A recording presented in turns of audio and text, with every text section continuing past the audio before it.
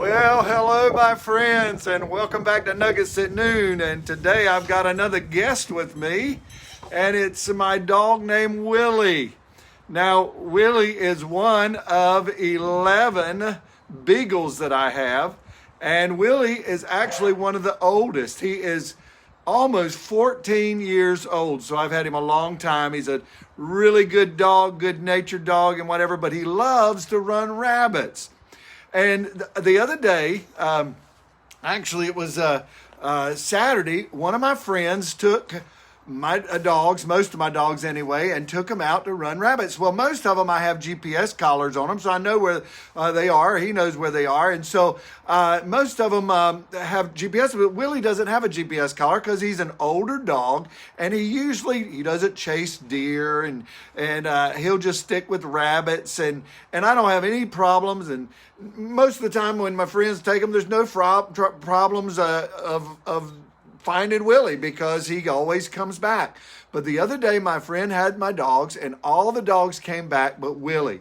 Willie was off chasing a rabbit somewhere, and he couldn't find him. And so he called me and he said, I hear him and I know about where he is, and I can't get him. I can't find him. And he won't come to me. I've called him.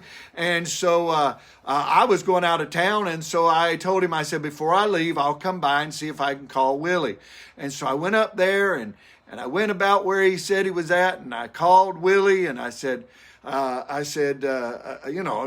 like, hey, like we normally do when we try to call our dogs. And 5 minutes, Willie came out of the woods. Well, I got to thinking, Willie knew my voice. He heard my voice, and he knew my voice. And I remembered the scripture in John chapter number 10, where Jesus said, he is a good shepherd, and my sheep know my voice. They hear my voice. In fact, in verse 3 and verse 4, it speaks of the sheep knowing the voice of the shepherds, and they follow him. They don't follow a stranger, but they follow the voice of the shepherd. And my friends, that is exactly what you and I should do. When the shepherd speaks, there's a lot of voices that are calling us, trying to get us to go this way or that way, and distracting us from hearing the voice of God. Let me just say to you that one way God speaks to us is through his word. We need to read his word. We need to consume ourselves with his word, and we can hear his voice through his word. But another way that we hear his voice is really just talking to him through prayer and communication.